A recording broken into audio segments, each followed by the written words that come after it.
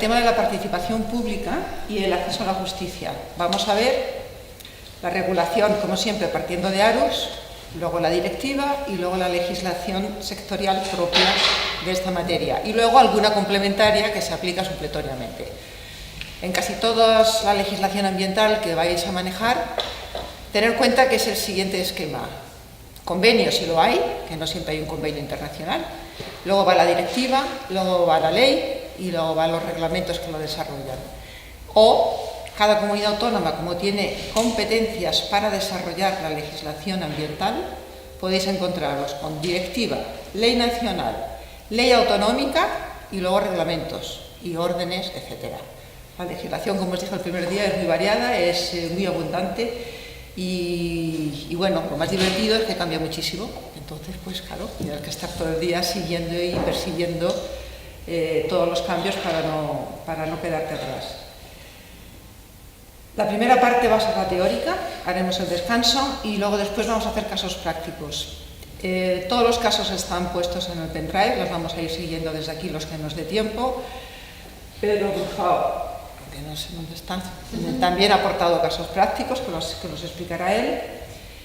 Y si nos da tiempo vamos a hacer un repaso porque hemos hecho un esquema, un guión de toda la bibliografía que tenéis, bibliografía de documentación o de estudios de jurisprudencia, aparte de los casos prácticos. Pues me interrumpís cuando queráis. Primero quiero haceros unas reflexiones sobre la participación, porque todas las leyes y todo lo que nuestros parlamentos acuerdan tienen un sentido y una finalidad. Y entonces, sobre participación, ¿qué entiendo yo por lo que es participación? Participar es sentirse parte de algo, parte de una estructura, en este caso social y determinada, porque siempre se participa de algo o en algo. O sea que lo primero que tenemos que saber, bueno, participar por participar, no. ¿Participar en qué? ¿Para qué? ¿Por qué? Porque eso le da sentido a cómo vamos a participar, incluso a la aplicación de la ley, si es que existe en ese caso. ¿Cuándo participa uno? Cuando se siente afectado. Es decir, la afección es el origen de la participación. Si está ocurriendo algo en la otra punta del globo, pues yo no me voy a sentir tan afectada y por lo tanto no voy a participar en lo que ocurre en las Islas Bahamas o cualquier sitio. Pero si lo que está sucediendo desde el punto de vista ambiental o en cuanto al daño ambiental está al lado de mi casa, está en mi provincia o está en mi comunidad autónoma y así vamos subiendo más arriba, depende del nivel de conciencia que tenga cada uno desarrollado, pues se sentirá más o menor afectado. Desgraciadamente el ser humano parece ser que solamente está preparado para reaccionar cuando tiene el peligro y el riesgo en las narices, prácticamente. Reaccionar ante un futuro cambio climático, como nos vienen advirtiendo desde el año 1972, pues vemos que no ha servido para mucho. ¿Cuándo estamos empezando a reaccionar, por ejemplo, con el cambio climático? Ahora que ya vemos los efectos, que vemos el calor y ahora ya es tarde. Es decir, ya no podemos remediar el cambio climático, podemos impedir que aumente mucho más y podemos empezar a adaptarnos, pero no nos queda otra. Pero se nos avisó con tiempo suficiente para evitarlo y no lo hicimos. Por eso la afección es el origen de la participación y de la reacción, diría yo. La participación es un elemento esencial de la democracia y del progreso. Que se entienda por las administraciones y poderes públicos que cuando el público quiere participar en algo se está impidiendo que se aprueben proyectos que van a suponer el progreso, es una visión equivocada. El progreso, entendido como progreso, y esto nos dan lecciones países del norte de Europa que están más avanzados, y donde son democracias mucho más participativas y la transparencia, por supuesto, es mucho más amplia porque la tienen muy incorporada en su mentalidad, son países más desarrollados económicamente. Es decir, que el progreso económico va asociado siempre a la participación y a la transparencia. Así, su contrario, nos vamos a los países menos desarrollados y vemos que allí la participación y la transparencia no existe. Por lo tanto, cuando nos impiden participar en aras del progreso, les hemos de decir, no, por favor, precisamente porque quiero progresar, quiero participar, quiero informarme y quiero estar en el punto de decisión y en el momento adecuado. Porque además participar es corresponsabilizarse. Si yo participo de algo, me estoy haciendo responsable de lo bien o de lo mal que resulte ese algo en el que yo estoy participando. Y cada uno, en la manera en que participa en algo, participa con un rol. Y en ese rol viene determinada la responsabilidad de cada uno en ese proceso participativo, porque la participación no hemos de verlo como lo entienden nuestros poderes públicos y nuestra legislación, como un trámite de audiencia o de alegaciones y punto. No, la participación es un proceso continuo y va ligada a la información y la participación continua hasta que se toma una decisión. Y eso es muy difícil introducirlo y realmente en la mentalidad española no entra, pero en otras mentalidades, por ejemplo la germana, que es bastante más, que es más sensible a todo lo que es común y a la participación, eso está perfectamente incorporado. Participar tiene que servir para algo constructivo. ¿Para qué voy a hacer alegaciones en un proyecto si sé que las van a tirar a la papelera y no me van a responder nunca? Eso no incentiva la participación. Y tiene que estar claro que lo que yo diga en ese proceso de participación va a influir en la decisión. Y eso Aarhus lo tiene muy claro. Dificultades que tenemos a la hora de aplicar, digamos, los principios estos de la participación. Tenemos una sociedad pasiva. Tristemente, la sociedad que hemos desarrollado con el progreso, y sobre todo en Europa, es muy pasiva. Y movilizar a la gente para que participe, como supone un esfuerzo, supone tiempo, supone documentarse, privarse de otro tiempo para otras cosas, pues como os decía el jueves pasado, pues ojos que no ven, corazón que no siente, prefiero no saber y así no tengo que tomarme cuidado o participar en nada ni esforzarme en nada. Y luego, a la hora de participar, ¿cómo se ha de tener en cuenta esa participación? Pues lo que está haciendo el poder público que tiene que tomar una decisión es ceder parte de su poder de decisión. Y eso cuesta. Cuando se tiene un poder, cuesta soltarlo. Cualquier posición que se tenga en cualquier sitio. Y entender que la participación es necesaria y que tengo que escuchar a otros y que tengo que ver su punto de vista para tomar la mejor decisión posible, supone un desarrollo y un cambio de mentalidad y un cambio de conciencia en el que estamos, y estamos en proceso, y vamos mejorando, pero que hay que seguir ahondando en esto.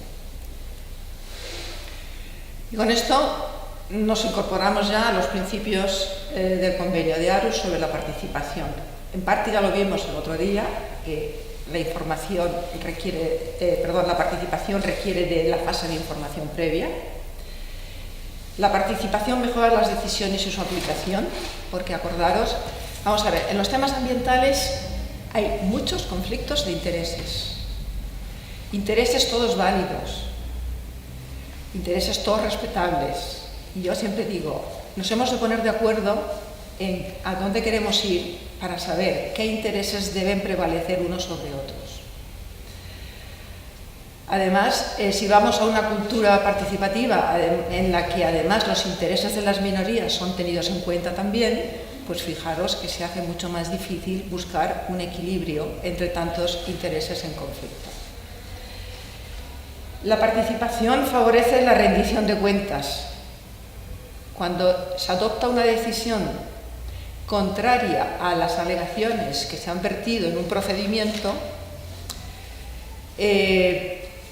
la administración tiene que motivar por qué no hace lo que tú estás alegando. Está rindiendo cuentas de por qué hace lo que está haciendo y porque está haciendo a lo mejor algo distinto de lo que el público quiere hacer o como lo quiere hacer el público. Es decir, intento poner la situación del público en la fase de alegaciones, porque en las alegaciones pueden haber intereses contradictorios, pero normalmente no suele pasar. Normalmente siempre los conflictos están entre la administración, la empresa y la ciudadanía y las ONGs. Y por un lado van ciudadanía y por otro lado va administración y empresas. Otro principio del convenio de Aarhus es el deber de los funcionarios de fomentar la participación y el acceso a la justicia. Claro, deben fomentar, pero para eso deben fomentar primero la información. Por eso, el proceso de participación es un proceso continuo. porque tengo que preparar, tengo que impulsar, tengo que ayudar a los ciudadanos para que se informen, para que puedan participar. Y eso solo se consigue con la práctica, haciéndolo, yendo a verlos, preguntándoles, y van entendiendo que esa es la forma de cómo se tiene que hacer. Y luego hace falta el marco que yo os he hablado el otro día, marco legislativo coherente y transparente, que no está sucediendo y todavía falta mucho por hacer. El que las leyes sectoriales, que eran las típicas del medio ambiente, vayan incorporando cada vez más los principios de información y de participación. Vamos a distinguir dos fases, lo que es aprobación de proyectos o actividades de construcción, de una carretera, de una instalación eléctrica, de una refinería, de una urbanización, de lo que es aprobar un plan urbanístico, un plan de gestión de residuos. Los procesos participativos son distintos, aunque la filosofía prácticamente siempre es la misma, pero digamos cómo se ordena legalmente son distintos. En primer lugar, vamos a hablar de los proyectos. Este es el artículo 6 del convenio, es bastante largo. Se aplica no a cualquier actividad, sino a las actividades que están en el anexo 1, que son precisamente las que tienen mayor impacto en el medio ambiente, y van divididas según sectores, pues en la industria, en la energía, en la agricultura, en el urbanismo, te va haciendo bloques. Pues cuando se trate de energía, pues las que generen más de 50 megavatios, las que cuando es de carreteras, pues las que son más de tantos kilómetros, cuando son de un aeropuerto, cuando la pista del aeropuerto sea más de 2 kilómetros, quiero decir. Hay medidas, entonces las más grandes que se le ponen unos estándares son los que están obligadas a llevar, a seguir ese procedimiento de participación. Luego, en la legislación que viene derivada, como cada país puede ser más protector y cada comunidad autónoma, lo que hace es que va bajando el ranking y va exigiendo esos procedimientos de evaluación de impacto ambiental en los que se incardina siempre la participación pública, a otros niveles, digamos, de menor impacto ambiental. Siempre, de alguna manera, las actividades de defensa nacional están excluidas. El convenio dice que se ha de informar al público interesado al inicio, además de una manera eficaz. Dice pública o individual según convenga. Y yo pregunto, ¿según convenga a quién? ¿Vale? Porque, no sé si conocéis vosotros el reglamento de actividades molestas, insalubres, nocivas y peligrosas, que es del año 1962, por la que se regían todas las actividades contaminantes hasta que llegó ARUS y llegaron todas las normativas de protección ambiental tras nuestra incorporación a la Unión Europea. Pues ese reglamento del año 62 nos ha servido como escudo para protegernos frente al daño ambiental. Se llamaba RAMIM, porque es un nombre bastante largo. Actividades molestas, insalubres, nocivas y peligrosas. Y tenía como unas reglas muy básicas. Por ejemplo, no se podía construir una actividad de este tipo a menos de 2 kilómetros de distancia. Y además también tenía como norma el informar a los vecinos que pudieran verse afectados.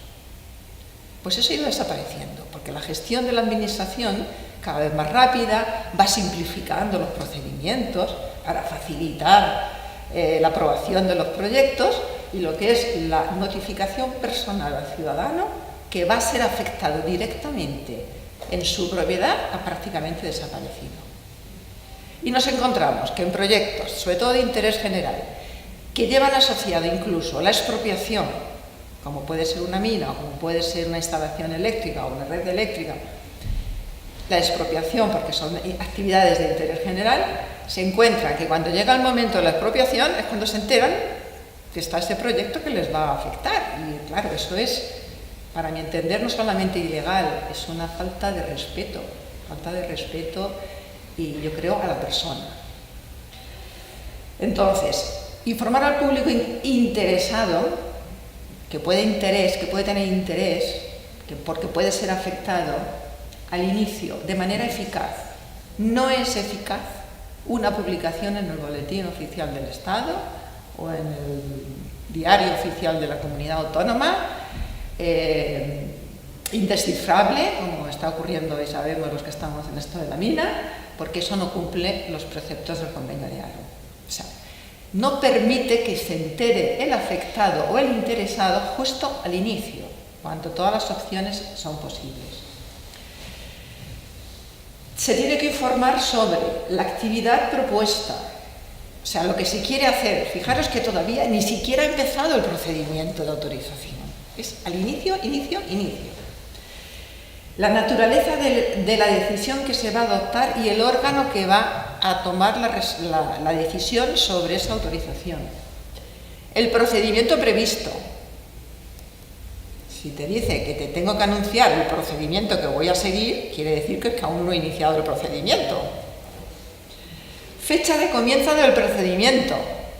Así, esto a mí me hace entender que eso es antes de empezar un procedimiento que se tiene que informar a todo el público. Posibilidades de participar en ese procedimiento. Autoridad a la que podrás pedir información para hacer observaciones y dónde podré ver la documentación. Todo esto es antes de la participación y antes de iniciar el procedimiento. Imaginaros si estamos lejos de ahí todavía. Plazo para poder formular alegaciones, información sobre el medio ambiente que se va a ver afectado por ese proyecto y sobre todo si ha de ser sometido ese proyecto a un procedimiento de evaluación de impacto ambiental. Esto, debería publicarse en los periódicos cada vez que se intenta hacer un proyecto de este tipo antes de iniciar el procedimiento. Y esa sería la forma de alertar a la población y avisarla para que se prepare, para que pueda ir a la administración y se vaya informando y vaya pidiendo información sobre lo que se va a hacer.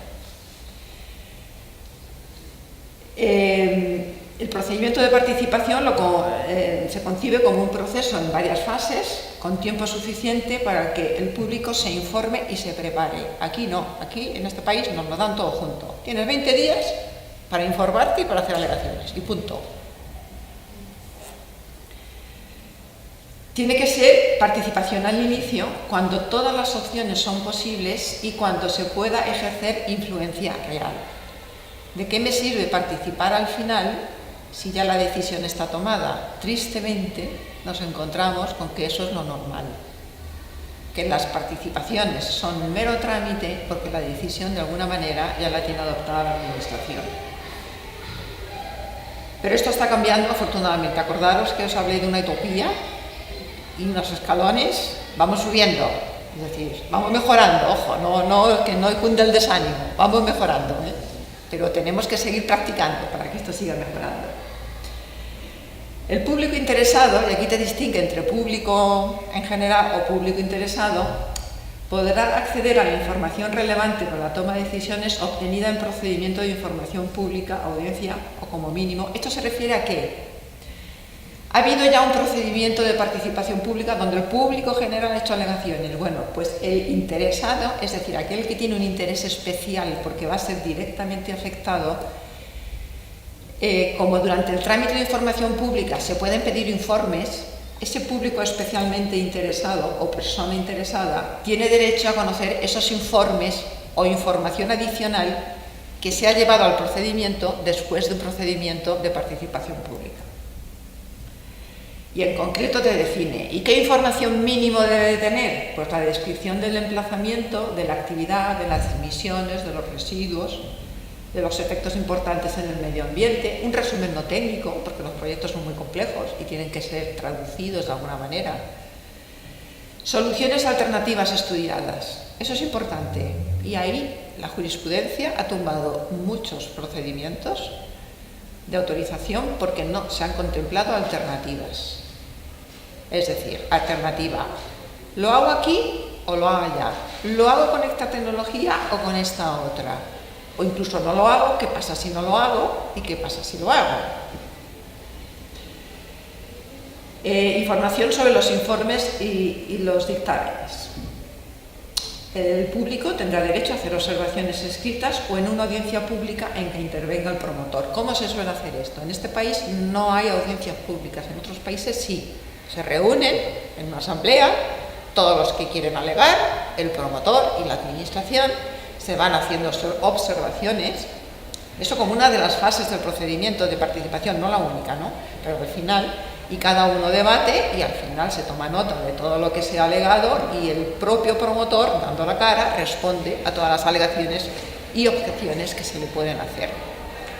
En este país, como somos muy pocos de darnos la cara, pues lo que hacemos es abrimos participación pública para que usted meta papeles, metemos miles de papeles, se los pasamos al promotor y el promotor después contesta. Y con la contestación que da el promotor a las alegaciones del público, se manda ya al órgano que tiene que tomar la decisión o, en su caso, hacer una evaluación de impacto ambiental.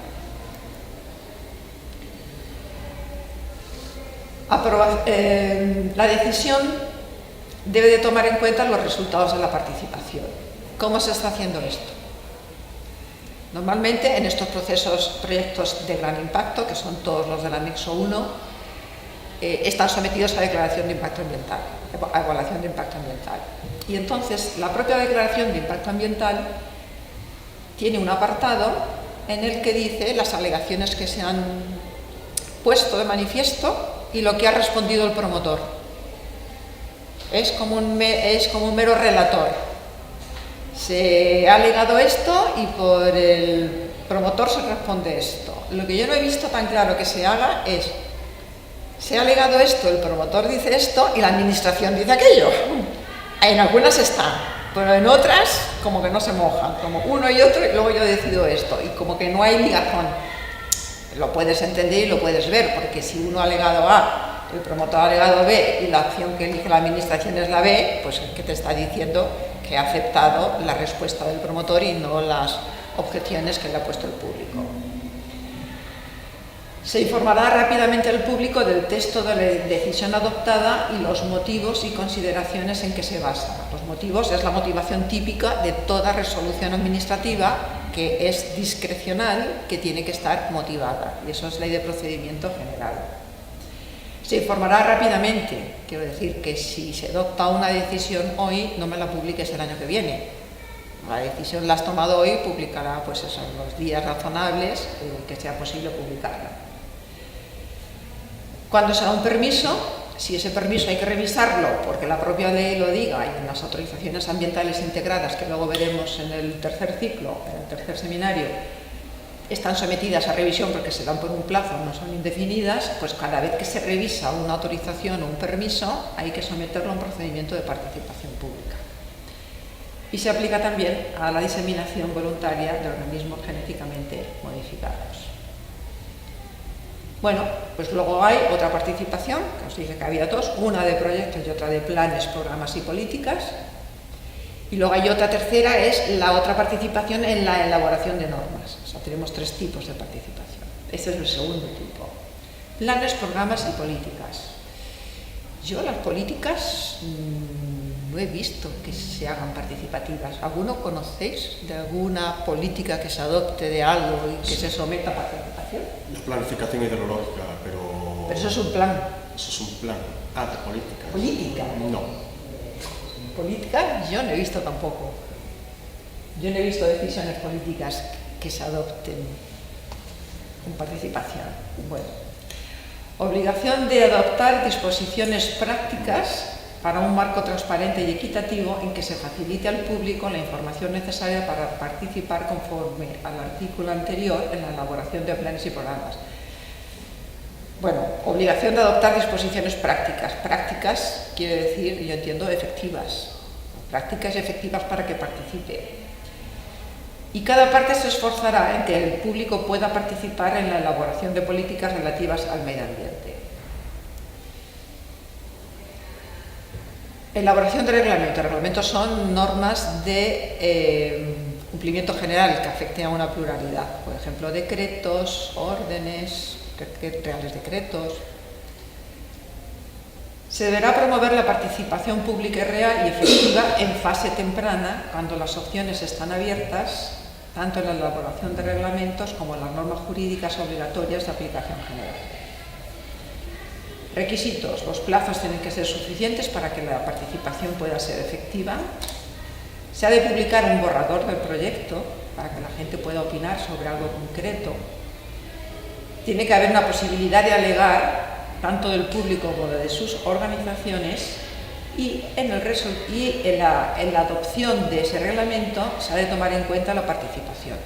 Esto antes lo veía mucho más en la parte expositiva, se suele poner, últimamente no lo veo, el proyecto fue sometido a participación pública o a información pública del sector tal, del sector cual, porque en la ley, que tú sabes mejor, que no me memoria que yo, para el reglamento de funcionamiento de las administraciones, ¿cuál es? El de funcionamiento de las administraciones públicas, que dice que en la elaboración de... procedimiento de elaboración de reglamentos. Exacto. Algunos se pueden someter, cuando se va a ver afectado un sector, por ejemplo, si hago una norma agraria, pues intento que todas las organizaciones agrarias participen en esa elaboración de ese proyecto, de ese borrador. Entonces sí, en la exposición de motivos se dice, se ha dictado esta norma pues con la participación del sector agrario.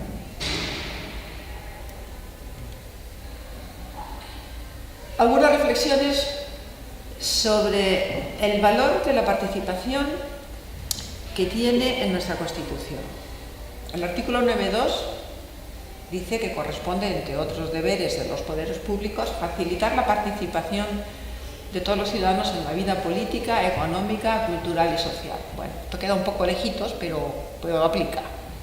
Una forma de participar es participar en la vida económica, en la política, caray, si todo al final las leyes son mandas y rigen la economía, la cultura y cómo nos organizamos, por lo tanto, participar en las normas de elaboración pues debe ser un derivado de este artículo 9.2. Luego viene el 23.1, que este ya sí que es un derecho fundamental. Un derecho fundamental me estoy refiriendo a aquellos que dan lugar al amparo constitucional, ¿vale? Y aquí yo no estoy de acuerdo con la opinión del Tribunal Constitucional, pero os explico. Los ciudadanos tienen el derecho a participar en los asuntos públicos directamente o por medio de representantes. ¿Qué es lo que está entendiendo nuestra jurisprudencia? Que el derecho a participar en los asuntos públicos, como podría ser el derecho de participación del Convenio de Aros, no es un derecho fundamental. No puedo no puedo interponer un procedimiento de amparo porque se me ha denegado la participación en un procedimiento de autorización de un proyecto. Porque eso corresponde, lo liga con el 105. El 105 es el siguiente, la ley regulará la audiencia de los ciudadanos directamente o por asociaciones y organizaciones en la elaboración de normas que les afecten, el acceso ciudadano a los archivos y el procedimiento a través del cual. Quiere decirse, ya sabéis, los derechos fundamentales para desarrollarlos necesitan ley orgánica. Entonces el Tribunal Constitucional te dice, bien, el derecho a la participación se corresponde con el 105, porque está regulado por una ley, no se corresponde al artículo 23.1, que es un derecho fundamental que necesitaría una ley orgánica. Yo he participado en una plataforma que se llama Access Info, que hemos estado luchando muchos años por tener una ley de transparencia, que España era el único país de la Unión Europea, quitando Malta, que no tenía una ley de transparencia, y hemos luchado para que se considerase derecho fundamental, y no ha habido... Nos lo han tramitado, pero es una demanda social que el derecho a la participación sea considerado como un derecho fundamental. Creo que lo conseguiremos en algún momento. De momento, ¿quién lo ha conseguido según nuestros tribunales? Los concejales y los diputados. Vamos a ver, yo digo, si es un derecho tanto individual como a través de los representantes, ¿por qué me dice directamente o por representantes? Cuando yo quiero participar directamente, ¿por qué me remiten al 105 y me dicen que no es un derecho fundamental? Y cuando la participación es a través de un representante, ya sea en un ayuntamiento o en un parlamento, entonces sí es un derecho constitucional. Bueno, el caso es que los concejales, los diputados, las asambleas, cuando piden información sobre un tema, si no se los dan en un plazo brevísimo de 5 días o de 30 días según su reglamento, se está vulnerando un derecho fundamental y ellos sí pueden interponer un procedimiento de defensa de los derechos fundamentales. Incluso se considera un delito. Hay cantidad de sentencias de condena cuando un alcalde no da a los concejales la información que le piden. por absurda que os parezca la información que estén pidiendo. Yo he visto casos. ¿Y en qué tipo delictivos? 505 es el artículo 505, no sé cuál es, el de prevaricación, no. No, es un delito específico. Derecho específico, 505 es. Yo lo encuentro absurdo, porque si aquí dice directamente o por medio de representantes, pues ¿por qué no vamos a entender que el derecho de acceso a la información es un derecho fundamental? Y conmigo hay un montón de doctrina, pero el Tribunal Constitucional no lo está viendo así. Sin embargo, fijaros, te planteo aquí la paradoja, que tú me pasaste una sentencia última que os la he puesto en el archivo, que te distingue muy bien de que no es un derecho fundamental y no acepta el tribunal que se tramite como el procedimiento abreviado de protección de derechos fundamentales, porque dice que es del 105 y no del 23. Sin embargo, se han adoptado leyes de caso único, que se llaman, para evitar la participación pública. Es decir, la estación de esquí de San Glorio, en León, creo que era, ¿no? Un caso típico. Bueno, o el de San Bos, una urbanización en las Baleares, no me acuerdo qué isla. Como no quiero que haya participación pública, me la llevo como ley al Parlamento, lo apruebo mediante ley, y como tengo mayoría parlamentaria, este proyecto sale adelante y no tengo toda la traba ni de la evaluación de impacto ambiental ni de la participación pública. Pues ahí el Tribunal Constitucional dice que se ha vulnerado el derecho a la participación del artículo 23.1, con lo cual, digo, vamos a ver, eso no es un derecho fundamental. Pero bueno, no lo pone como fundamento, lo pone como un argumento más. Quiero decir que hay sentencias que sí se amparan en este 23.1, o para declarar la nulidad de un proyecto, o para incluso en vía constitucional recurrir a una ley. Porque no, en ese caso, aparte de invocar el 23.1, ahora recuerdo mejor, lo que se vulneraba era el 24, que es el derecho al acceso a la justicia. Porque claro, un ciudadano no puede recurrir a una ley. Yo sí que puedo recurrir un proyecto aprobado por un decreto, por una orden o por una resolución, pero lo que yo no puedo es recurrir una ley que aprueba ese proyecto, a lo mejor, ¿no? Entonces está vulnerando el derecho de acceso a la justicia del artículo 24, que sí es un derecho fundamental. Pero también han argumentado el derecho a la participación, es decir, que se usa el derecho a la participación como un derecho que no fundamenta una demanda de defensa de los derechos fundamentales, pero sí se argumenta como un derecho constitucional, aunque no tenga la relevancia de un derecho fundamental.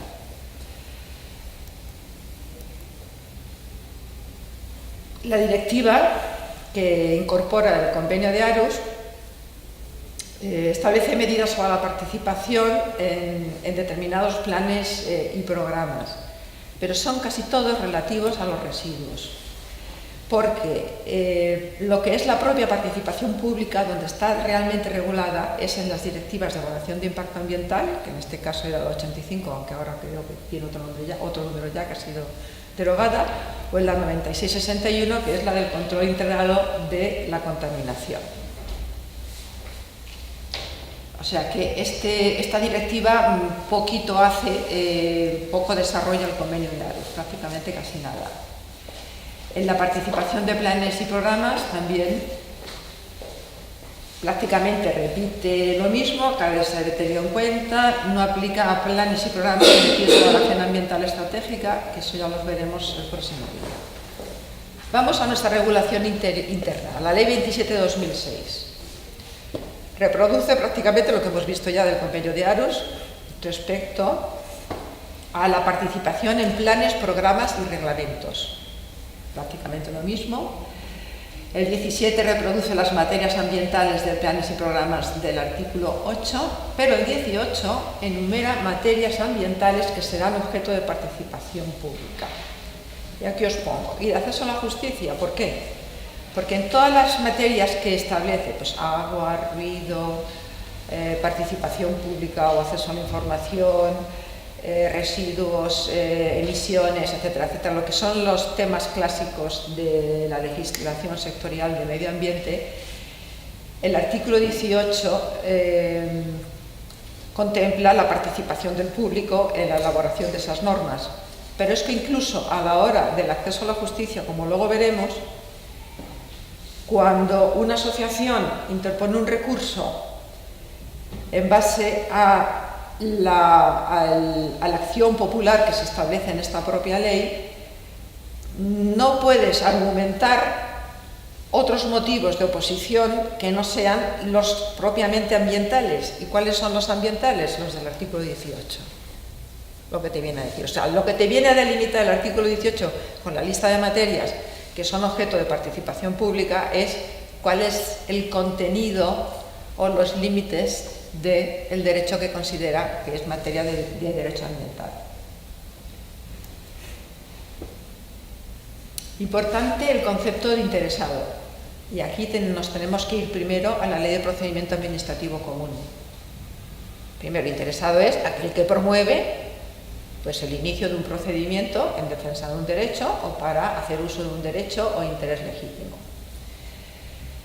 Los que no han iniciado el procedimiento pero tienen derechos que pueden resultar afectados por la decisión en que el mismo se adopte. Volvemos al ejemplo de la mina. Los que tienen propiedades afectadas por una explotación minera. Esos serían interesados conforme a la Ley de Procedimiento Administrativo. O aquellos que tengan intereses, ya no hablamos de derechos, hablamos de intereses legítimos, individuales o colectivos, que puedan resultar afectados por la resolución y se personen en el procedimiento en tanto no haya recaído resolución definitiva. Aquí se suelen poner normalmente las asociaciones que se hacen a partir de un proyecto de gran impacto, que se suelen organizar en plataformas o asociaciones, o bien las asociaciones ya que son permanentemente asociaciones ambientales, o simplemente, digamos, una asociación de vecinos que puede ser afectada por este proyecto. Y os voy a poner un ejemplo muy interesante. Se promovieron varias instalaciones térmicas en Extremadura. Me acuerdo en Alange había una, de Iberdrola. Y lo típico, la población se moviliza, hace una asociación contra la plataforma,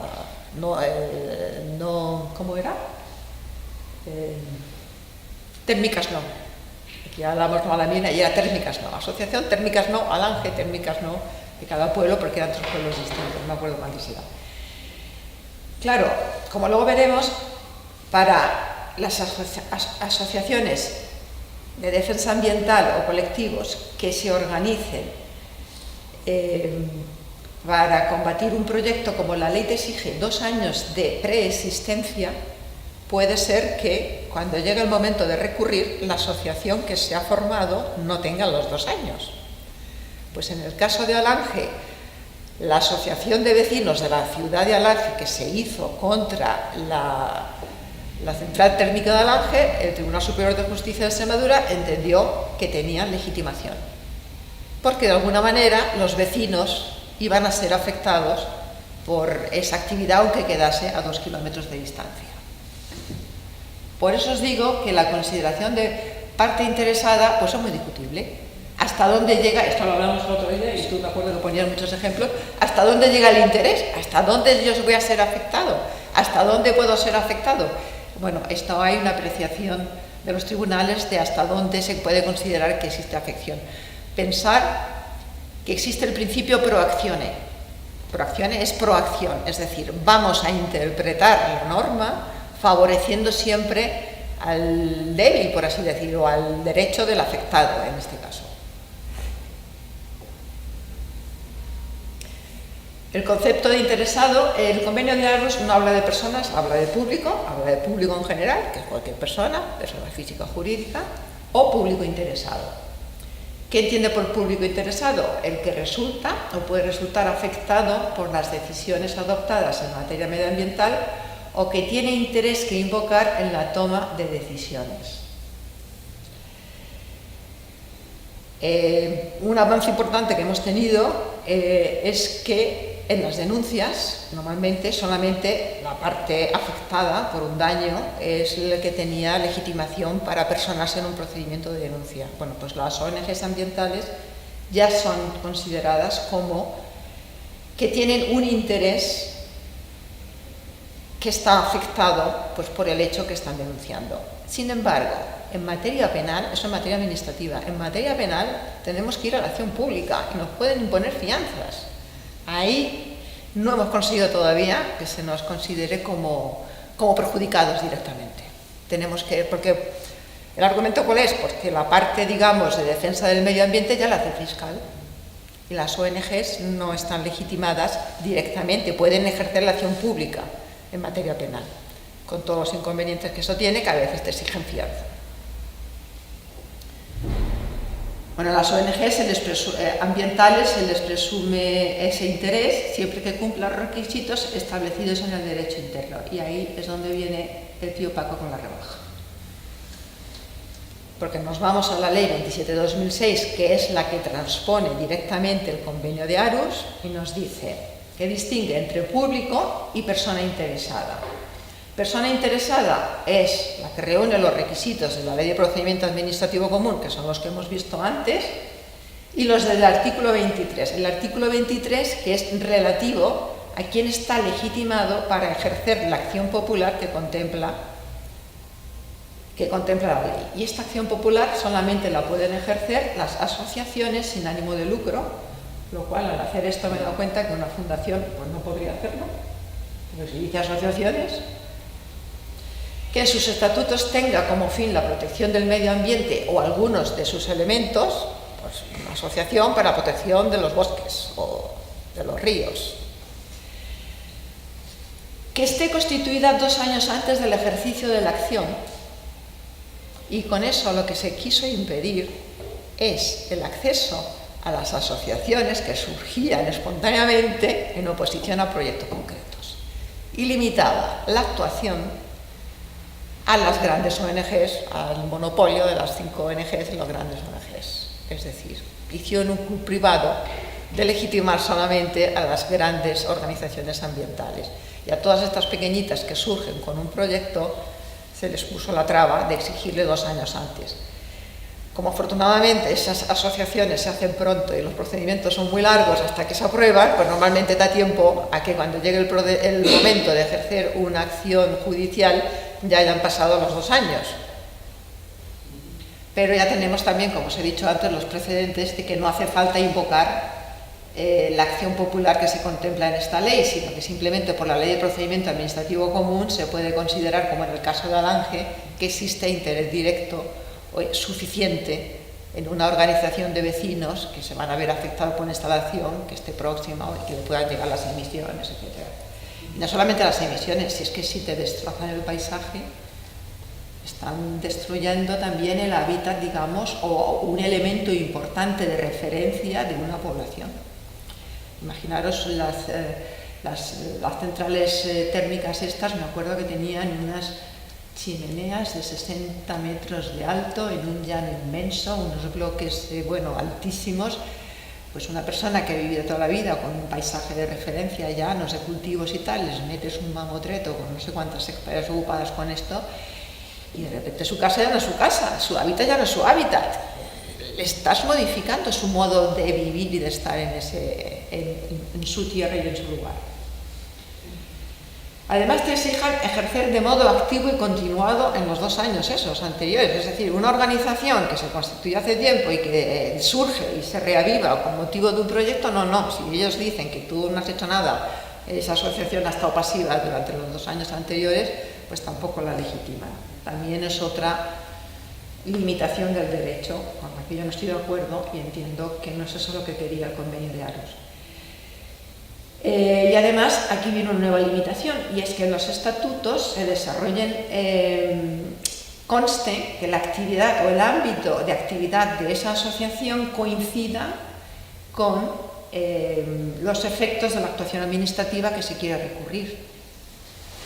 Es decir, una asociación extremeña que estuviese en un ámbito regional extremeño no podría recurrir un proyecto que se hiciese en Galicia.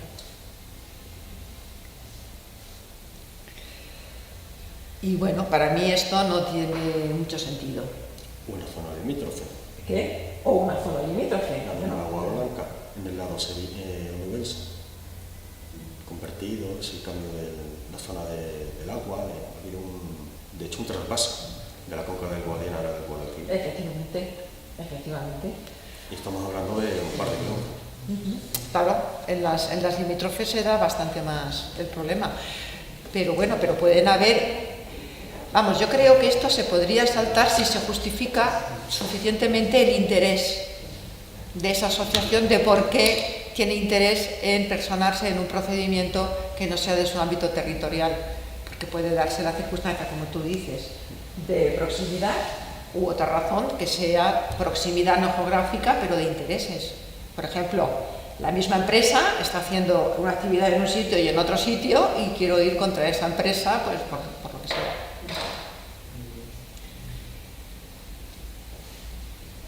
Como complemento de la participación tenemos la Ley de Procedimiento Administrativo Común, que en el artículo 76 te habla de las alegaciones. En las alegaciones se pueden aportar documentos. Siempre que sea antes del trámite de audiencia se pueden aportar incluso documentos, no tiene por qué ser solo. Las partes interesadas, ojo, estamos hablando parte interesada, puede aportar documentos antes del trámite de audiencia, que eso me lo discutían el otro día en Minas.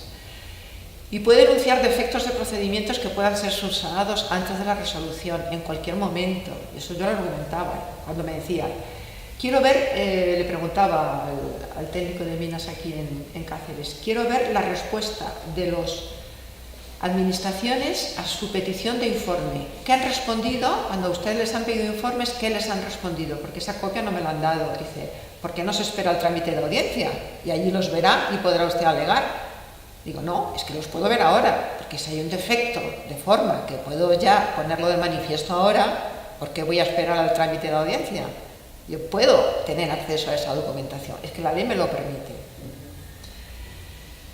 El derecho es derecho a alegar, aportar documentos en el plazo de días antes, antes del informe jurídico. Esto es el trámite de alegaciones es una cosa y el trámite de audiencia es después de haber hecho el trámite de alegaciones con toda la participación pública que haya habido y todos los informes de otras administraciones que se hayan recabado, a las partes interesadas se los pongo de manifiesto para que me hagan una última alegación antes de resolver y del informe jurídico.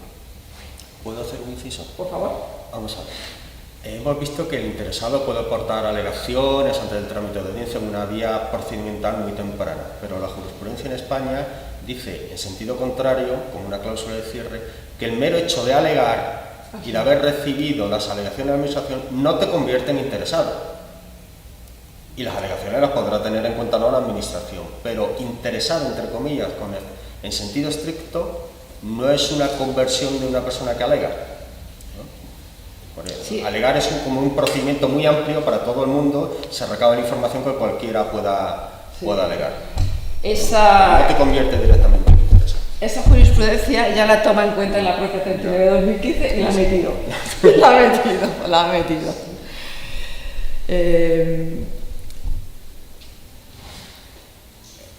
Trámite de información pública. La Ley de Procedimiento Administrativo no dice procedimiento de participación pública, la llama trámite de información pública, ¿vale?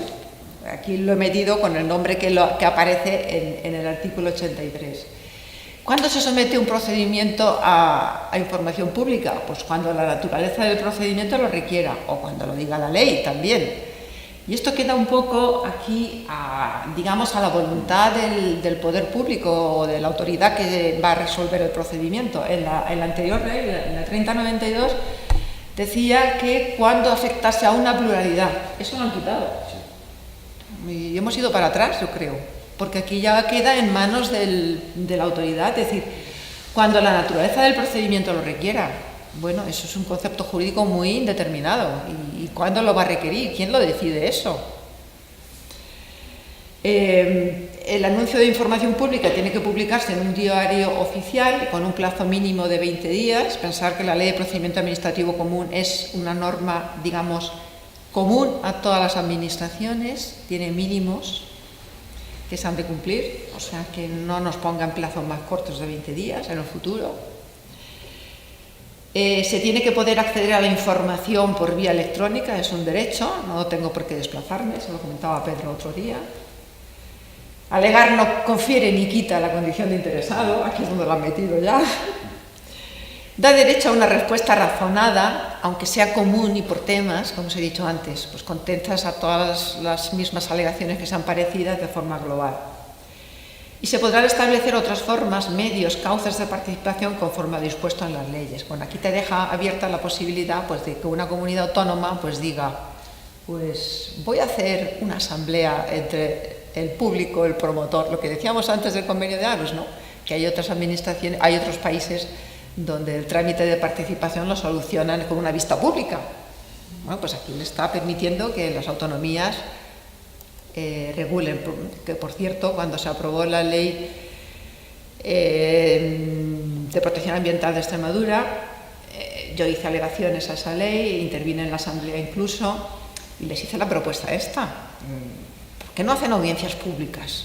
Porque a mí me gustaría ver la cara del que sostiene este proyecto, que me diga que esto va a ser maravilloso y que no va a contaminar nada, porque es que es muy difícil que te reconozca que algo tiene que contaminar, porque toda actividad humana tiene una afección ambiental. Es imposible que te vendan maravillas, ¿no?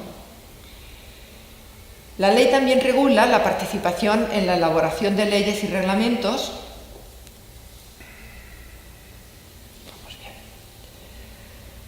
Y establece unos principios de buena regulación, y es que en la exposición de motivos de toda la ley se tiene que justificar, ley o reglamento, la necesidad. ¿Para qué va a servir? ¿Qué es lo que pretende solucionar con eso? La eficacia. Si lo que vas a adoptar es proporcionado o no a lo que quieres solucionar. Tiene que contemplar medidas de transparencia, de seguridad jurídica y de eficiencia. Seguridad jurídica, luego te desarrolla lo que quiere decir cada cosa en la ley, ya lo veréis más detalladamente. Y la seguridad jurídica, sobre todo, es muy importante porque, tal y como se aprueban las leyes, con muy poquita calidad últimamente y mucha cantidad, porque al final de todo las leyes son consensuadas cuando no hay mayorías absolutas, y cada partido se puede elaborar una ley técnicamente muy buena, pero luego cada partido quiere meter sus enmiendas. Entonces, pues a través de los pactos y de las cesiones de unos y otros van metiendo allí cuñitas y al final pues las cosas no quedan muy claras. Y otro problema que tenemos es que se trabaja muy deprisa, porque ahora vivimos en una sociedad sin tiempo para nada y todo lo hacemos muy deprisa. Y una buena técnica jurídica sería saber y conocer todo el ordenamiento jurídico en el que vas a insertar esa ley, cómo se va a relacionar con el resto, qué conflictos tiene y qué contradicciones puede tener. Porque esto, en materia ambiental, que se legisla mucho y muy deprisa, porque como legislamos sobre todo transponiendo directivas y siempre llegamos tarde y nos multan, todas las directivas tienen un plazo de transposición, y en esto hago un inciso. Las directivas no se aplican directamente en los estados, se aplican las leyes que incorporan las directivas. Pero si un estado se retrasa o no incorpora la directiva, puede aplicarse directamente aquello de la directiva que ampara un derecho cuando yo reclamo. O sea, si yo reclamo el amparo ante los tribunales de un derecho que me reconoce una directiva y que la ley no me lo ha traspuesto, puedo invocar directamente la aplicación de la directiva. ¿Vale?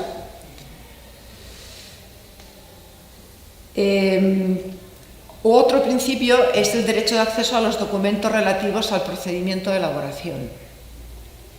Creo que entre los casos, os he puesto uno, que era de Barajas, en que se aprobó una modificación de la ley de navegación aérea, que es del año 64, porque se empezaron a ganar pleitos por el ruido que hacían las operaciones del aeropuerto. Incluso se tramitaron, los que tuvieron éxito, como derechos de amparo, como procedimientos de amparo, es decir, porque el ruido se consideraba como una inmisión y una violación del domicilio y de la privacidad. Entonces, la primera sentencia que hubo, que la ganó una urbanización que estaba enfrente de donde yo vivía, ¿qué motivó? Pues un aluvión de demandas. todos los que estábamos, entre ellos estaba yo, todos los que estábamos afectados, todas las asociaciones empezaban a poner demandas por el ruido del aeropuerto, pero se había tramitado, pero que muy mal. Sin participación, sin nada, por supuesto. Te impusieron las rutas, de repente un día de mi casa empezaron a volar 300 aviones diarios y aquello era una locura. Pero así, tal cual, ¿eh? Igual que ahora las máquinas aparecen en la finca, pues a mí me aparecieron 300 aviones por encima de golpe, sin publicidad, sin participación, etcétera, etcétera. Bueno, pues ¿qué es lo que hizo el gobierno ante una situación así? Modificó la ley e impuso la obligación de soportar el ruido aéreo. Con lo cual, los valores límites que estábamos aplicando ya no servían, porque puso una excepción a esa obligación de soportar el ruido, salvo que se superen pues, la media del ruido que hacen los aviones a lo largo de todo un día. Claro, no sé cuántos segundos tiene un día, pero no tengo 3.000 aviones, tengo 300, pero durante ese tiempo los ruidos van de 90 decibelios pues hasta que se deja de percibir 15 o 20 decibelios, y lo que te hacen es la media del ruido de cuando no tengo un avión y cuando me pasa. Como explicaba un amigo de la asociación que formamos de afectados, dice, es como de ducharte un minuto a 90 grados y otro minuto a 15 grados. Haces la media y te has duchado a 40 grados, que es muy confortable. Pues esto era un ejemplo. Bueno, pues como se aprobó esa modificación a través de un proyecto que salió a las Cortes, yo pedí el acceso a los documentos que justificaban esa medida restrictiva de un derecho. Porque decían por razones económicas y tal. ¿Cuál fue la respuesta? ¿Os imagináis cuál fue? Ninguna. Yo quería ver el soporte económico, porque decía, es que va a suponer la pérdida de no sé cuántos puestos de trabajo, de no sé cuánto del PIB de Madrid, no sé qué, no sé cuánto, para imponer esa obligación. Bueno, pues no apareció nunca esa documentación.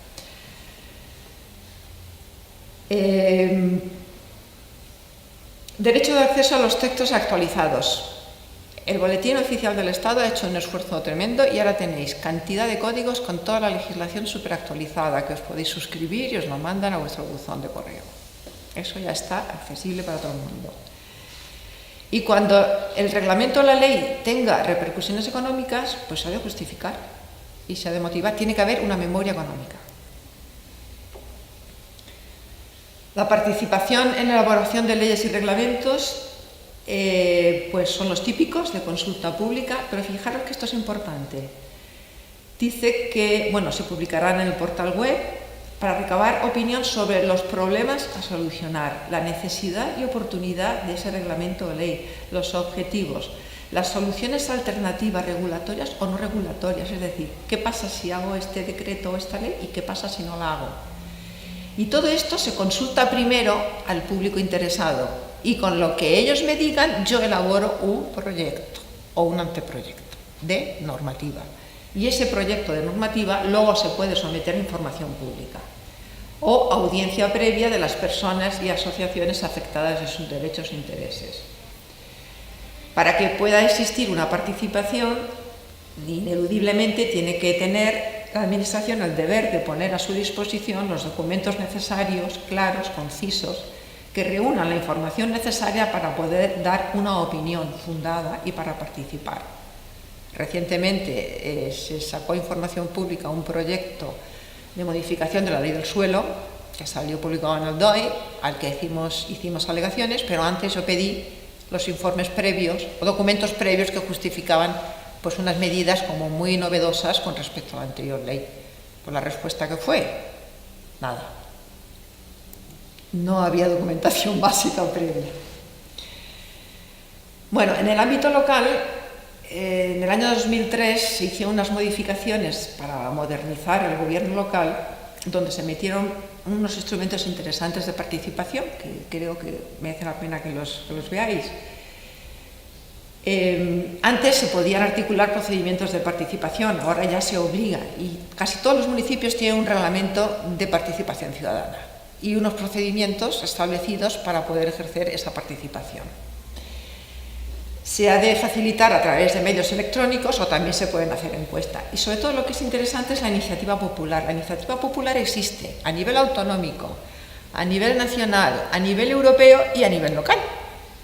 Solo hace falta reunir un número de firmas suficientes para promover que se estudie en el municipio pues, una orden o un reglamento o un acuerdo que el público considere que se debe adoptar. Depende de la población, el tanto por ciento varía. Aquí os he puesto el 10% a los municipios de más de 20.000 habitantes. Entonces, la obligación es que si yo llevo un proyecto para que se adopte como acuerdo en ese pleno por un número de firmas equivalentes al 10% de la población, la obligación que tiene el pleno es debatirlo, no aprobarlo, pero debatirlo. Y en las poblaciones grandes ya incluso se crea una comisión de sugerencias y reclamaciones dentro del pleno.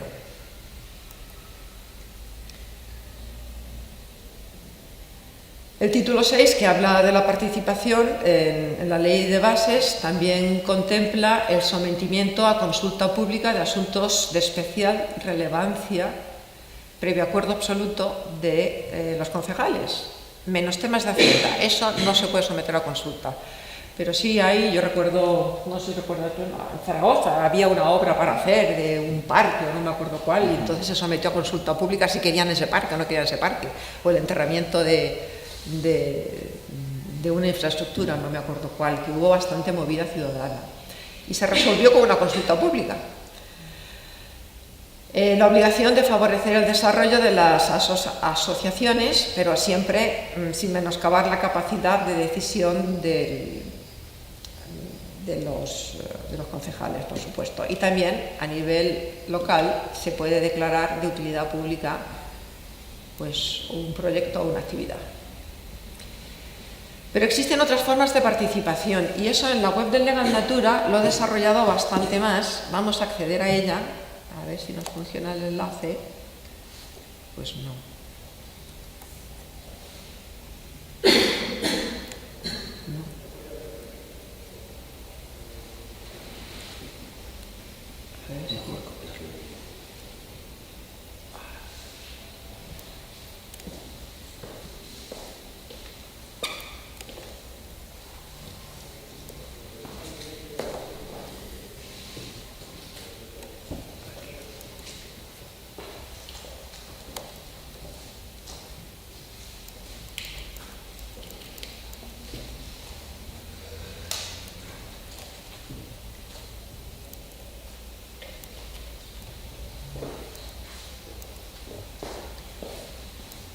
Pues no va a funcionar, pero vamos a copiar.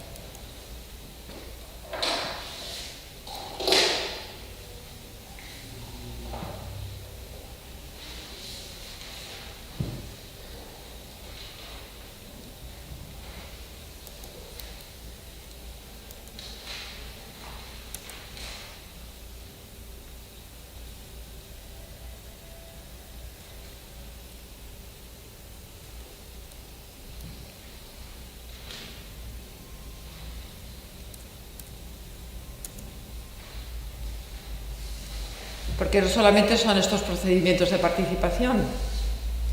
En la pestaña de justicia tenemos que hay otras formas de participar, que no sé si las conocéis. ¿Conocéis el derecho de petición? Cuando queremos algo y no existe un procedimiento reglado, establecido, ya la Constitución dice que tenemos derecho a ejercer el derecho de petición. Entonces la Administración, cualquier cosa que queramos pedir que no exista un procedimiento para llevarlo a cabo, tiene que dar una respuesta a la petición que hemos formulado. No tiene obligación de hacer lo que estamos pidiendo, pero te tiene que responder y de forma motivada, diciéndote por qué sí, por qué no. Es interesante este derecho. Lo que se puede recurrir es la falta de respuesta o una respuesta inadecuada. En el ámbito europeo, el derecho de petición funciona bastante bien porque el Parlamento tiene una comisión de peticiones y muchas veces cuando se hace una queja a la Comisión Europea porque se ha incumplido una directiva, para que la Comisión Europea se vea obligada a responder y tramite adecuadamente, va muy bien hacer una queja ante el propio Parlamento para que vigile y controle que la propia Comisión Europea se toma en serio esa queja que hemos hecho de incumplimiento, y así la Comisión Europea tiene que rendir cuentas ante el Parlamento sobre esa queja, cómo se ha resuelto y cómo no se ha resuelto. Es uno de los ejemplos típicos que usamos bastante.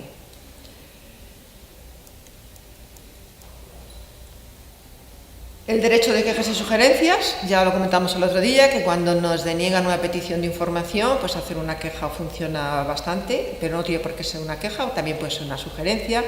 A nivel estatal y a nivel autonómico se regulan y existe una regulación específica e incluso formularios para poder hacer quejas y te dicen dónde tienes que hacerlo. Esto está muy bien implementado. Esto viene sobre todo por este Real Decreto en que existe un programa y, bueno, se supone que esto es un programa para mejorar el funcionamiento de las administraciones públicas.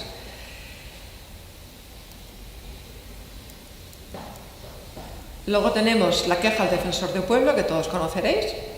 El defensor del pueblo no tiene competencia para obligar, pero también lo que es cierto es que cualquier administración que dificulte las labores del defensor del pueblo, pues incluso puede estar sometido no al 502 del Código Penal, de quienes obstaculicen la labor del... Yo estaba confundiendo antes cuando te dije el 505 con este 502. Debe ser la prevaricación. Estaba haciendo ahí un cruce inadecuado. En el ámbito europeo tenemos también la queja al defensor del pueblo, pero es para incumplimientos o faltas o mal funcionamiento de la administración europea. No podemos ir al defensor del pueblo por un problema nacional. Por un problema nacional iremos al defensor del pueblo autonómico, si lo hay, y si no al estatal. La denuncia.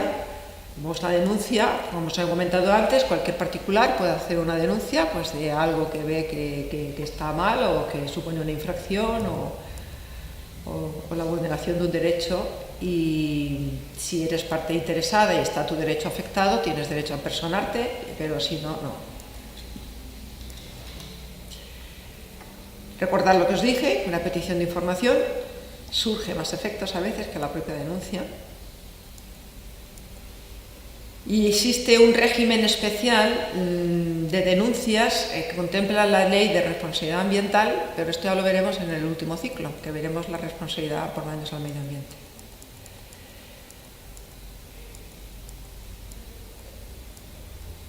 Luego tenemos los recursos contenciosos administrativos, que son a los que vamos a aludir ahora directamente con el acceso a la justicia. Bien, ahí tenéis más detalle para poder ver.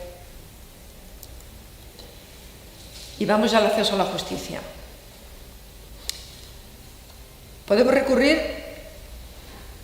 la vulneración de cualquiera de los derechos contemplados en el Convenio de Aarhus, es decir, vulneración del derecho de acceso a la información, vulneración del derecho a la participación, y también podemos recurrir a la infracción de normas de protección ambiental.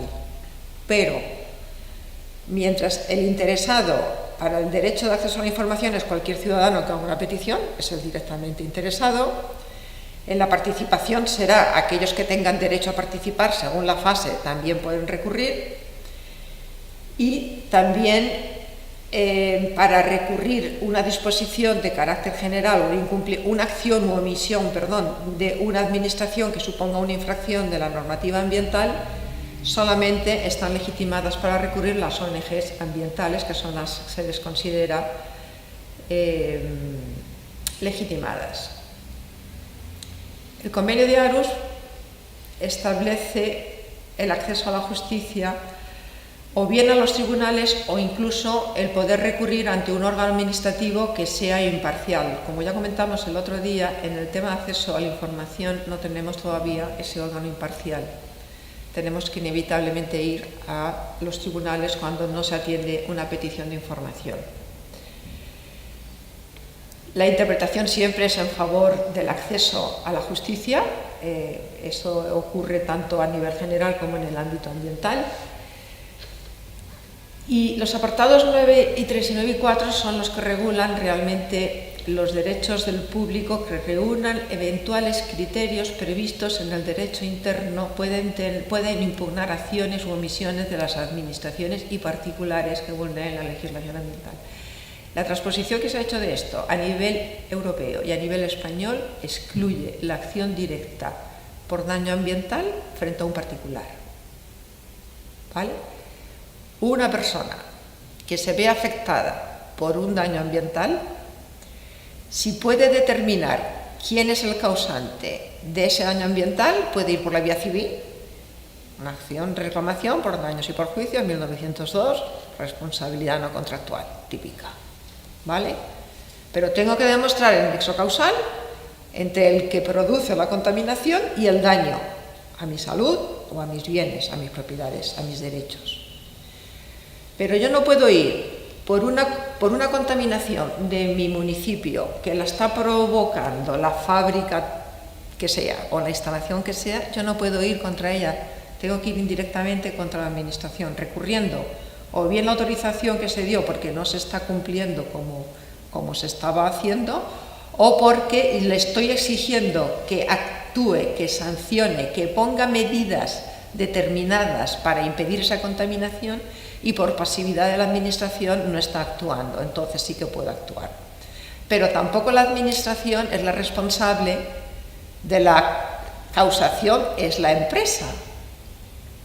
Con lo cual, las posibilidades de impugnar se concentran mayoritariamente en el momento en que se autoriza una actividad que puede causar contaminación, de las que están contempladas en el anexo 1 del convenio o en las directivas o en las leyes que someten a evaluación ambiental.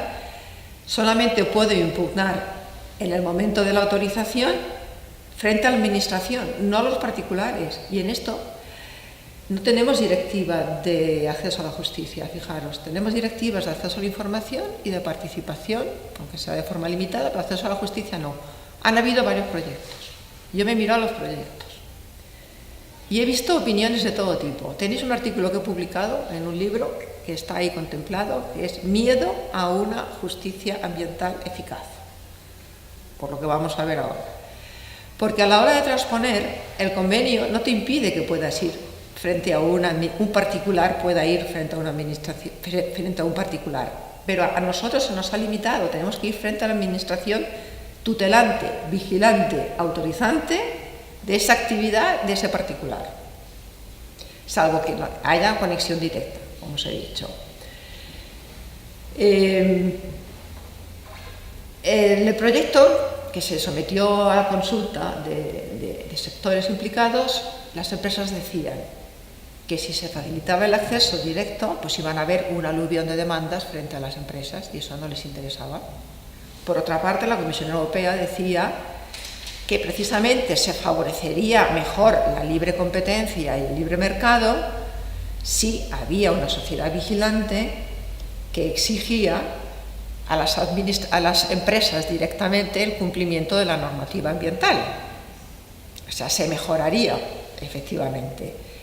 Y entre dimes y diretes se quedó el proyecto muchísimo tiempo y al final no se aprobó. Y al final se pusieron a nivel europeo las mismas restricciones para acceso a la justicia que hemos visto antes en la Ley 27/2006, 2 años de preexistencia, etcétera, etcétera. Miedo a una justicia real y efectiva ambiental. Esto no me cabe la menor duda.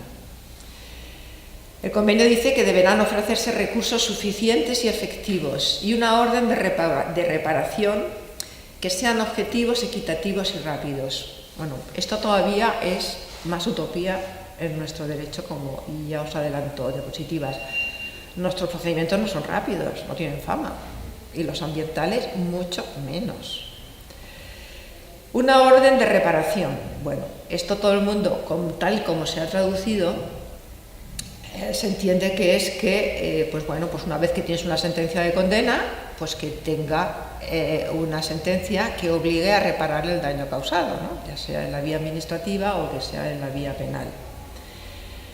Sin embargo, en la traducción parece ser que no se ha traducido bien, y en inglés a lo que se está refiriendo es a medidas cautelares. Y en esto hubo una queja al comité de seguimiento del convenio de Aarhus de un abogado por unos temas creo que en Almería o en Andalucía, no sé dónde, en que hizo una queja generalizada porque las medidas cautelares en los procedimientos administrativos no se estaban favoreciendo y se nos ponían unas fianzas tremendas para conseguir una orden de paralización antes de llegar a una sentencia, lo cual hacía inviable tomar una medida eficaz para que no se produjera el daño, porque cuando la sentencia llegaba, el daño ya se había producido. Os he metido en la documentación un informe, nos consultaron a CIMA y dimos la opinión y pusimos el ejemplo de Marina Isla Valdecañas, que es un ejemplo paradigmático, que nos pusieron 40 millones de fianza para poder ejecutar provisionalmente la sentencia que ya habíamos obtenido en primera instancia. Y parece ser que la conclusión a la que llegaron es que era una mala traducción, porque el convenio de Aarhus lo que sí que te pide es que haya medidas cautelares, no órdenes de reparación, sino medidas cautelares. Injunctive relief es lo que decía en inglés, y lo tradujeron como órdenes de reparación. Bueno, en ese informe quedó así, no sé cómo ha quedado porque no he seguido la última sesión que ha habido en la que se tenía que ventilar esta queja, pero el Ministerio de Medio Ambiente, de Agricultura y Medio Ambiente, hizo un informe recogiendo las opiniones de las ONGs sobre cómo se estaba cumpliendo en España con este precepto. Y lo que venía a decir el Ministerio, que había jurisprudencia de todos los colores, que había jurisprudencias que se ometían cautelares en fianza y que otras que no, pero que en España estaba prevista las medidas cautelares. Claro que están previstas, pero si te ponen una fianza de esos importes, pues al final te hacen inefectiva. Publicidad de las sentencias. Dice que las sentencias se tienen que publicar. Bueno, el acceso a las sentencias, no sé si lo sabéis, se puede hacer por internet. El Consejo General del Poder Judicial publica todas las sentencias. Tiene un motor de búsqueda y ahí podéis publicarlas. No te publican directamente las relativas al convenio de Aarhus, que creo que también se deberían publicar, pero bueno, lo podéis acceder de forma general. Dice que para que sean efectivas este acceso a la justicia, dice cada parte ha de velar para que se informe al público de la posibilidad de que se le concede de iniciar procedimientos de recurso. Normalmente, cuando haces una petición de información o te dictan una resolución o una autorización, te dicen: esta autorización es recurrible ante el tribunal en el plazo de 2 meses, 1 mes, tal. Normalmente te lo ponen. Pero lo que no se informa es con carácter general en las páginas web de que tú puedes recurrir o no puedes recurrir, en qué condiciones se puede recurrir. Alguna administración sí que lo hace, pero no todas las contemplan. Contemplará el establecimiento de mecanismos de asistencia apropiados encaminados a eliminar o reducir los obstáculos financieros o de otro tipo que obstaculicen el acceso a la justicia. Bueno, pues aquí todavía nos falta mucho por hacer. Empezamos porque, aunque las ONGs a las que se les reconoce el derecho a reclamar en vía contenciosa administrativa frente a acciones o omisiones de las administraciones públicas, no de los particulares, administraciones públicas, pues los turnos de oficio de abogados ambientales no existen. No hay colegios de abogados, no existe un turno específico de defensa jurídica ambiental. Vemos que hay asistencia en temas de inmigrantes o en temas de mujeres maltratadas y tal y cual, pero en temas de protección ambiental no existe un turno de oficio, con lo cual la justicia gratuita pues, está un poquito coja por ahí. La mayor traba que tenemos desde la última modificación de la ley de la jurisdicción contenciosa administrativa es que impone las costas al que pierde.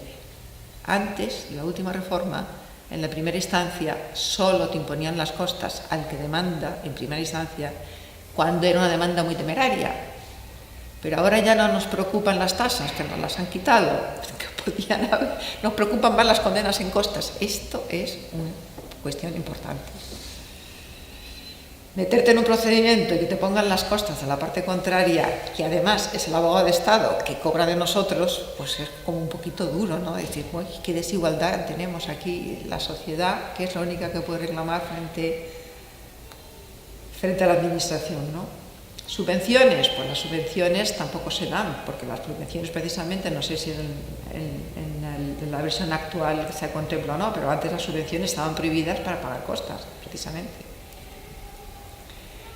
Bueno, y si descendemos a nuestra regulación, todo aquello tan bonito que hemos visto antes, el convenio de Aarhus, de rápido, facilidades y tal y cual, vamos a ver ahora con más detalle cómo se contempla.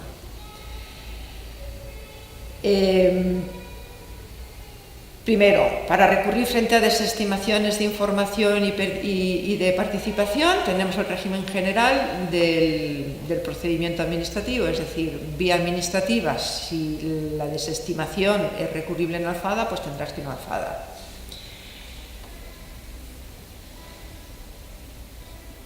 No tenemos otra opción, salvo, como os comenté el otro día, que hay algunas comunidades autónomas que permiten acceder a la reclamación que contempla la Ley de Transparencia ante el Consejo de Transparencia, como se llama, autonómico, cuando no se da información ambiental, pero a nivel estatal no admiten, te dicen que vayas al contencioso directamente.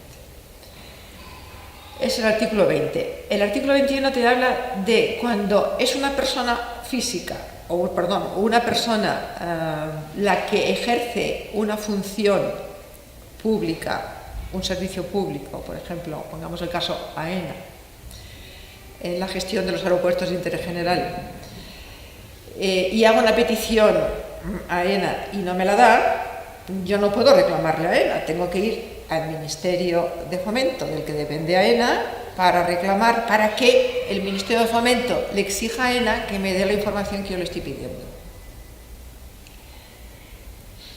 Si no me la da, lo que le pasa es que le pueden imponer sanciones y multas coercitivas, pero no puedo interponer un recurso. Por lo cual hay otra limitación.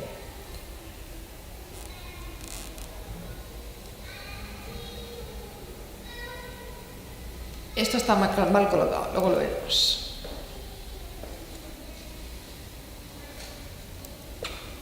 Bueno, pues aquí me he comido algo. El 22 y el 23, se me han escapado esas diapositivas. Artículo 22 y 23, bueno, os lo cuento. Ya os he avanzado antes.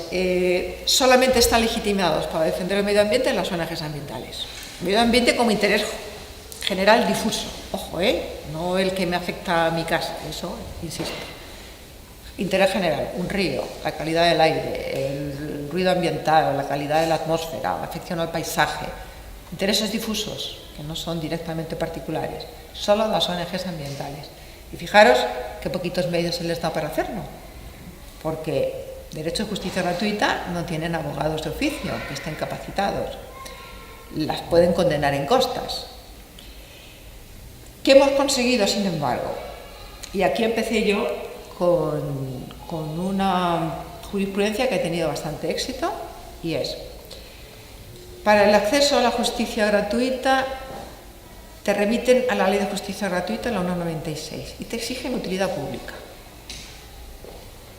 Para tener la utilidad pública es complicado, porque para tener es como un pez que se muerde la cola.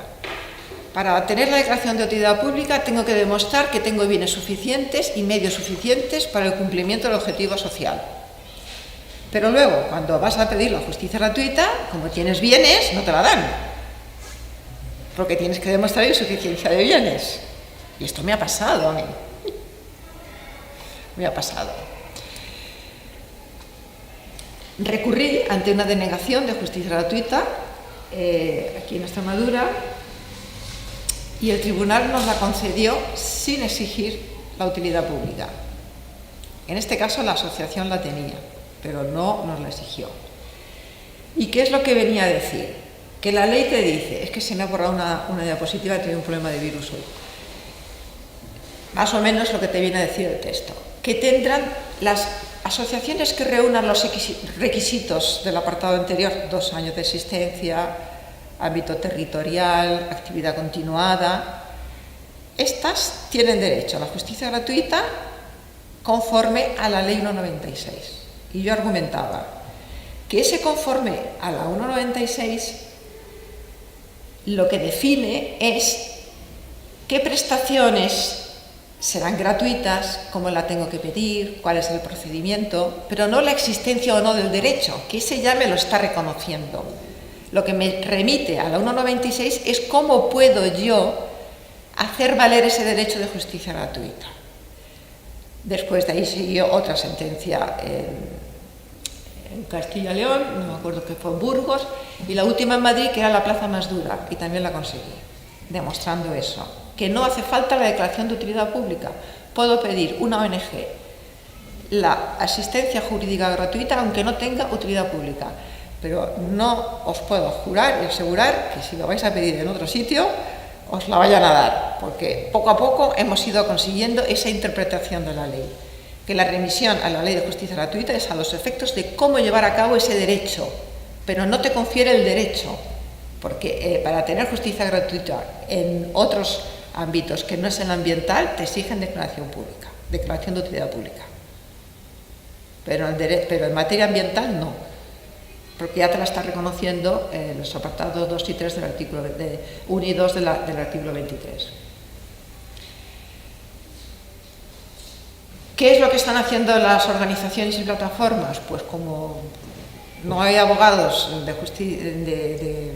especializados en los colegios, como va a pedir, lo que sí piden es la justicia gratuita para tener exención de informes, que los pueden hacer informes que son bastante caros, la condena en costas, porque si eres insolvente y no tienes medios, la condena en costas no te la hacen efectiva, si tienes medios sí, te la van a hacer efectiva. ¿Qué más? El procurador, que también te lo pueden dar de oficio, el acceso a los registros, que también te lo pueden dar sin pagar tasas, es decir, conviene pedir la justicia gratuita aunque no se pida abogado de oficio. La organización ya cuenta con su propio abogado, que le pague o no le pague ya es un tema personal entre el abogado y la hace pro bono o no, pero puede pedir la justicia gratuita para otros beneficios que no sea el de abogado.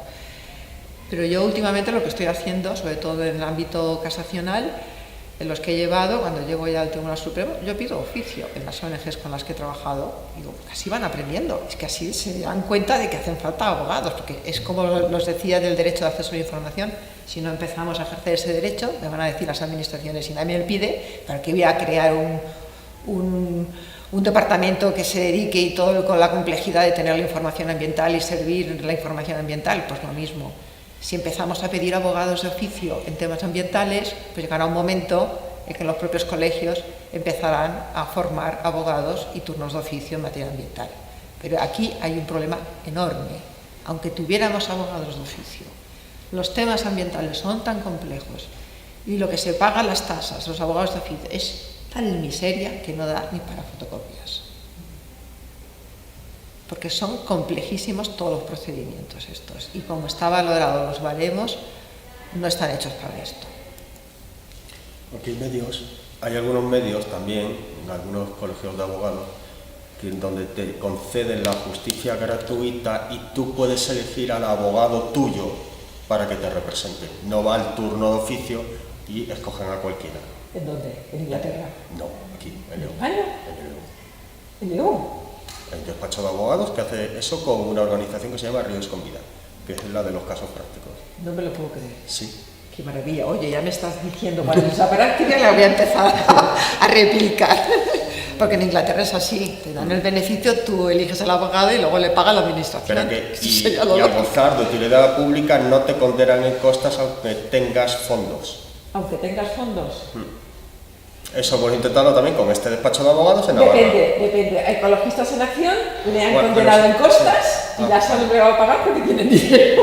O sea, que en eso te digo que hay discrepancia. Pero es una opción que hay de tener justicia gratuita y luego dices al abogado y él rechaza cobrar. Puede renunciar. De hecho, con la antigua ley, no sé ahora con la reforma que no está, porque no lo he mirado, te obligaba a renunciar y yo creo que eso es inconstitucional. No, pero yo creo que se puede. Ahora, tú eliges al abogado mientras se renuncie a Claro. Sí, pero el que te obliguen a renunciar, a mí me parece inconstitucional totalmente, porque dice la Constitución, no me acuerdo qué artículo, que todo el mundo tiene derecho a una retribución digna por su trabajo. No se puede vivir sin cobrar, eso es evidente. Y menos especializarte de una manera tan sumamente compleja. Oye, lo de León, me ha encantado. Me lo tienes que documentar luego. Sí. Porque en Inglaterra ocurre, sí. Bueno, vamos a hablar de las trabas.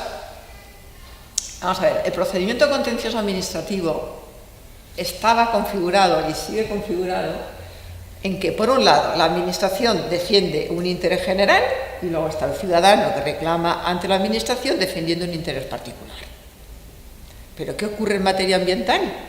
Que las ONGs que reclaman defienden interés general y tenemos un interés general frente a otro interés general. Y la igualdad de las partes en el procedimiento no existe, y menos ahora con la reforma que nos han hecho. Existe la presunción de veracidad, es decir, lo que la Administración dice en su informe o en su declaración de impacto ambiental, tú tienes que destruir esa veracidad a base de peritajes muy bien fundamentados. Es decir, tenemos que demostrar que se ha equivocado. No es la Administración la que tiene que demostrar que lo ha hecho bien. Y yo creo que en temas de contaminación se debería invertir la carga de la prueba, como algunos países lo han hecho en Sudamérica, precisamente, curiosamente. Y aquí en España por la vía civil, con los interdictos. También. ¿No? La vía civil te permite que la carga de la prueba en un interdicto ¿cómo se llama? Me he olvidado el nombre. De recobrar. No. La carga de la prueba la tiene aquel porque cuando afecta a tu posesión se vuelve a la prueba, es el interdicto, sobre todo en materia de ruidos y de emisiones electromagnéticas. De cesación. Sí. No, esa es la acción de cesación, pero no como interdicto, no lo conocía como interdicto. No lo recuerdo bien. La acción de cesación. Bueno, aunque escribí sobre esto hace unos años y tal, se me ha olvidado. La carga de la prueba la tiene claro. Porque lo que interesa es proteger la posesión del bien afectado por la acción del tercero. Pero es por la vía civil. Pero claro, hay que tener el interés directo del que hemos hablado antes, de que seas el propietario, titular de un derecho, un interés personal, claro. Hay una presunción ya de que tú tienes ese interés legítimo reconocido de alguna manera, pues por una escritura pública, por una inscripción en un registro de la propiedad, etcétera. Exactamente. Bueno, pues aquí la carga de la prueba es para nosotros... La acción negatoria. La acción negatoria. Y luego la desigualdad de partes, me acuerdo que también hice un artículo sobre esto, no sé si os lo he puesto o no. Claro, quien pone la demanda es la organización, en este caso ambiental, frente a la administración, ¿vale? Entonces, tenemos que pedir el expediente, porque no tenemos nosotros los datos, nos los tiene que dar la administración el expediente administrativo. Tardan un montón, lo traen incompleto.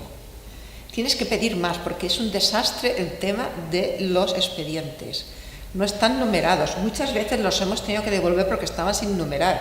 Si se supone que todo expediente de la administración tiene que estar ordenado cronológicamente, y numerado ya de inicio, no que te lo numeren cuando lo llevan al tribunal, sino que ya debería estar numerado porque lo que está en el expediente no tiene que desaparecer. Bueno, los expedientes están súper incompletos, porque faltan cosas, evidentemente.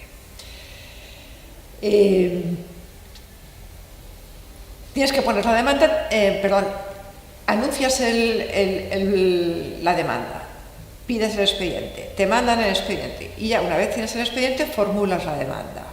Muy bien. Pero cuando formulas la demanda ya tienes que hacer la proposición de la prueba, sin saber lo que te va a contestar la otra parte. Antes de la reforma última no era así, la fase de prueba era posterior a la contestación de la administración. Con lo cual, a la vista de lo que me conteste la administración, yo formulo y pido una prueba esta o la otra. Pues no, ahora lo tienes que pedir todo por la celeridad. Con la celeridad nos estamos cargando muchísimo.